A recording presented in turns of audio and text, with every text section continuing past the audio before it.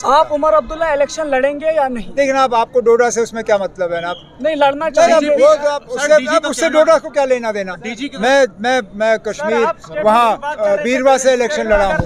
मैं इलेक्शन लड़ूंगा नहीं लड़ूंगा उससे डोडा में क्या है? आपकी पार्टी जम्मू कश्मीर के हवाले से बताती है कि हम हिंदुस्तान के और हिंदुस्तान के साथ हैं, और कश्मीर में कहते हैं कि कश्मीर हमारा, जैसे कि आपका तराना है कि लहराएगा कश्मीर का झंडा लहराएगा, हिंदुस्तान का झंडा क्यों नहीं लहराएगा?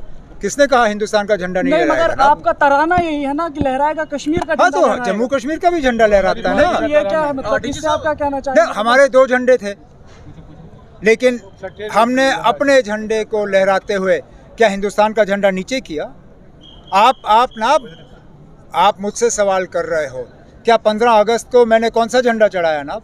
मुल्क का चढ़ाया या रियासत का चढ़ाया? क्या चढ़ाया मैंने? नहीं ना, कौन सा झंडा चढ़ाया मैंने? हिंदुस्तान का झंडा। बस ठीक है। 26 जनवरी को कौन सा झंडा चढ़ाया मैंने? हिंदुस्तान का झंडा। ठीक है।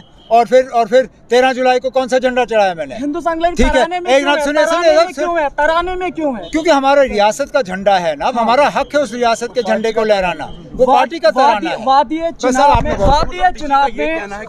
कश्मीर है कि लहराएगा कश्मीर का झंडा लहराएगा। और इसी के अलावा जब डॉक्टर फारूक अब्दुल्ला दिल्ली में बात करते हैं तो उनका साफ तौर पर बयान होता है, मैं हिंदी हूँ, मैं हिंदुस्तानी और हिंदुस्तानी रहूँगा। लेकिन क्या आपको इसमें दोगलापन नहीं दिख रहा है? कश्मीर के लोगों को यह बताया जा रहा है कि हम आज़ाद कश्मीर को करना चाहते हैं, क्योंकि लहरा कश्मीर के झंडे लहरा, हिंदुस्तान के झंडे मत लहरा।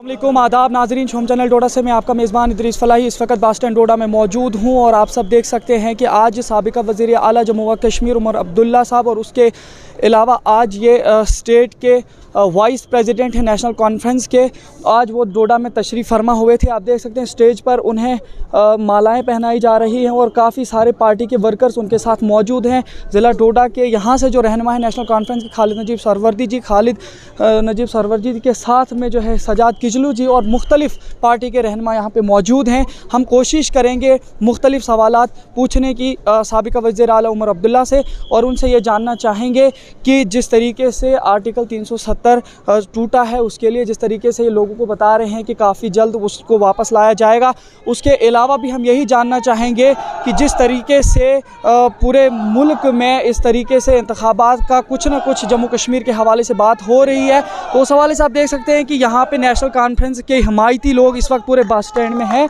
और ये पूरा नेशनल कॉन्फ्रेंस का जलसा यहाँ पे आज बस स्टैंड डोडा में है, और काफ़ी सारे लोग यहाँ पे मौजूद हैं। हम बिल्कुल जानने की कोशिश करेंगे, उम्मीद करते हैं कि उमर अब्दुल्ला जी के साथ हमारा इंटरव्यू हो जाए और हम कुछ चंद सवाल उनसे पूछने की कोशिश करेंगे, और हमारे साथ बने रहिए। और आपकी पार्टी कितनी तैयार है? अगर देखा जाए डिलिमिटेशन की मीटिंग सिर्फ एक ही बार यहाँ पर हुई है, आपको अंदर से बीजेपी को फायदे देने इलेक्शन की तैयारी करना और इलेक्शन कराना ये इलेक्शन कमीशन का काम है। हमारे इलेक्शन तो वैसे भी बहुत ज़्यादा डिले हुए हैं। 2014 में इससे पहले असेंबली के इलेक्शन हो गए थे, अब 7 साल हो गए हैं इलेक्शन को किए हुए। हम तैयार हैं, जैसे ही इलेक्शन का ब्यूगल बजेगा हम अपने उम्मीदवार जो हैं मैदान में उतारेंगे, और उसके बाद लोगों तक है ना, लोग हमारे साथ कहाँ तक चलने के लिए तैयार होंगे, हमें उनको कन्विंस करना है उसके लिए। जहाँ तक डिलिमिटेशन का सवाल है, डिलिमिटेशन सियासी बुनियाद पर नहीं की जानी चाहिए। डिलिमिटेशन के लिए बेसिस सिर्फ और सिर्फ आपका सेंसस है।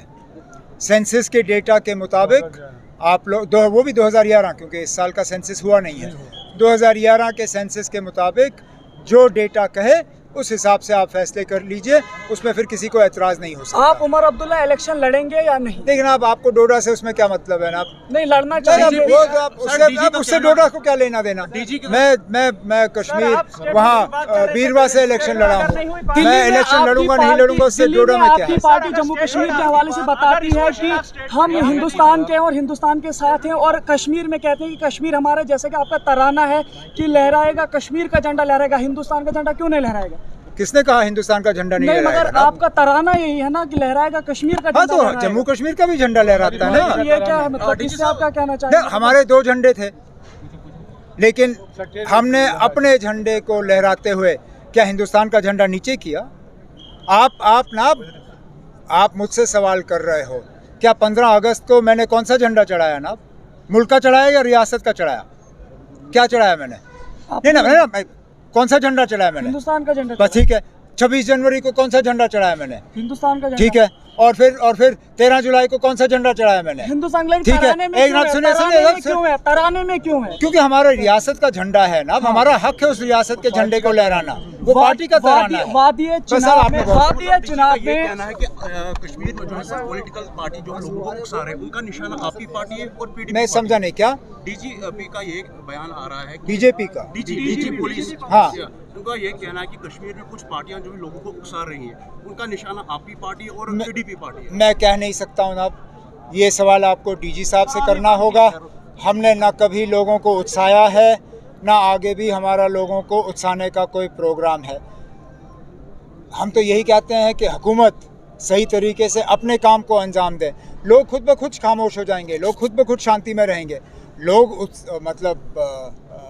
लोग परेशान हो जाते हैं जब हुकूमत की तरफ से गलतियां हो जाती हैं।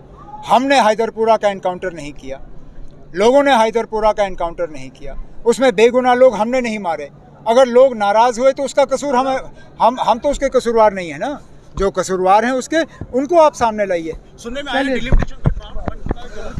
तो नाजरीन, हमारे सवालात साबिका वज़ीर आला उमर अब्दुल्ला से हुए। उनसे हमने साफ तौर पर यह कहा कि जिस तरीके से इनकी पार्टी का ये मंशूर है कि लहराएगा कश्मीर का झंडा लहराएगा, और इसी के अलावा जब डॉक्टर फ़ारूक अब्दुल्ला दिल्ली में बात करते हैं तो उनका साफ तौर पर बयान होता है, मैं हिंदी हूँ, मैं हिंदुस्तानी और हिंदुस्तानी रहूँगा। लेकिन क्या आपको इसमें दोगलापन नहीं दिख रहा है? कश्मीर के लोगों को यह बताया जा रहा है कि हम आज़ाद कश्मीर को करना चाहते हैं, क्योंकि लहरा कश्मीर के झंडे लहरा, हिंदुस्तान के झंडे मत लहरा, और तिरंगा फैला रहे हैं अपनी पार्टी को मजबूत बनाने के लिए, हिंदुस्तान के आइन के तहत अपनी कुर्सियों को ओहदेदार बनाने के लिए। हमारा सवाल ये इनसे रहा था कि आखिरकार इस तरीके का मंशूर क्यों है, ये तराना इस तरीके से आपने बनाया है, और उसके अलावा जो है आप हिंदुस्तान में जाकर के हिंदुस्तान की बोली बोलते हैं। ये दोगलापन, कश्मीर में कुछ कश्मीर और हिंदुस्तान में हिंदुस्तान, ऐसा क्यों? इसके अलावा हमने इनके साथ ये भी सवाल किए थे कि आइंदा आने वाले इंतखाबात में क्या नेशनल कॉन्फ्रेंस से उमर अब्दुल्ला बहैसियत चीफ मिनिस्टर जम्मू कश्मीर से इंतखाबात में हिस्सा लेंगे या नहीं। उस पर इन्होंने कहा कि उससे डोडा को क्या मतलब है, मैं लड़ूं या नहीं लड़ूं।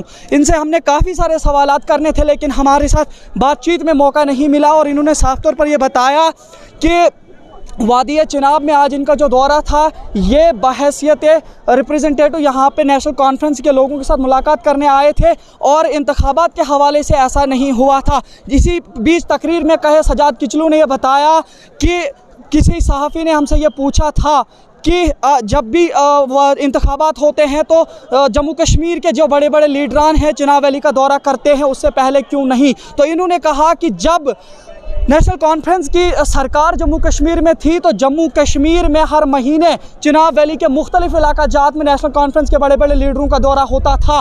तो इस तरीके से आप सब भी जानिए, जो पिछले लोग हैं जिनको वाकई पता है कि नेशनल कॉन्फ्रेंस की सरकार कैसी थी, उस पर आप सब भी तबसरा करें। और इसके अलावा हम यही जानना चाहेंगे, हमने इनसे ये सवाल करना तो था लेकिन कर नहीं पाए, क्योंकि इन्होंने हमसे सीधा बात करने से इनकार कर दिया। इन्होंने कहा हम आपसे बात नहीं करेंगे, क्योंकि सवालात ही कुछ इस तरीके के हो गए थे कि इनको काफ़ी गुस्सा आने लगा था। मैं आपसे यही जानना चाहूँगा कि जिस तरीके से उमर अब्दुल्ला साहब यहाँ पे डोडा में तशरीफ़ फरमा हुए थे, हमने इनसे ये सवाल करना था कि क्या अलायंस होगा यहाँ पे जितनी भी पार्टीज़ हैं रूलिंग पार्टी के अलावा, या रूलिंग पार्टी जिसके साथ भी अलायंस करेंगे, क्या अलायंस होगा वादिया चिनाब के अंदर इंतखाबात में या नहीं, या फिर से उसी तरीके से वोटों की तकसीम होगी। लेकिन साबिका वज़ीर आला उमर अब्दुल्ला ने साफ तौर पर अपनी तकरीर के अंदर ये बताया कि जिसने इंतखाबात में हिस्सा लेना होगा वो लेगा, नहीं लेना होगा वो चुपचाप बैठ जाए, लेकिन नेशनल कॉन्फ्रेंस का हर फर्द इंतखाबात में हिस्सा लेगा। क्योंकि इन्होंने साफ तौर पर यह दावा किया है कि जम्मू कश्मीर को बचाने वाले, जम्मू कश्मीर के लोगों को तहफ़्फ़ुज़ फराहम करने वाली वाहिद एक पार्टी है वो नेशनल कॉन्फ्रेंस है। और इन्होंने कहा कि हम हर रीजन से अपने नुमाइंदों को इंतखाबात में हिस्सा लेने के लिए लाएंगे, और इससे साफ तौर पर यह ज़ाहिर होता है कि शायद अब ये किसी भी पार्टी से अलायंस नहीं करेंगे। इन्होंने मुख्तलिफ तरीके से यह भी बताया कि काफ़ी हद तक DDC इंतखाबात और पंचायती राज इंतखाबात इंतखाबात में इन्होंने काफ़ी सारी जगहों पर अपने नुमाइंदों को खड़ा नहीं किया था और नतीजा ये भुगतना पड़ा था कि वहाँ पूरे इस एरिया में चिनाब वैली में सफाया होकर के भारतीय जनता पार्टी ने 8 सीटें हासिल की थी। और ये कह रहे हैं कि आइंदा हम इस गलती को दोहराना नहीं चाहेंगे। दूसरी पार्टीज बैठ सकती है लेकिन नेशनल कॉन्फ्रेंस अब इंतखाबात में बैठने गवारा नहीं करेंगे और वो लड़ेंगे। और जम्मू कश्मीर के मुख्तलिफ हालात के हवाले से भी लोगों को बाखबर कराया। इसी तरह देखते रहे शुभम चैनल डोडा। अपने मेज़बान इदरीस फलाई को वीडियो जर्नलिस्ट कुलदीप ठाकुर के साथ दीजिए इजाज़त। अल्लाह हाफिज़।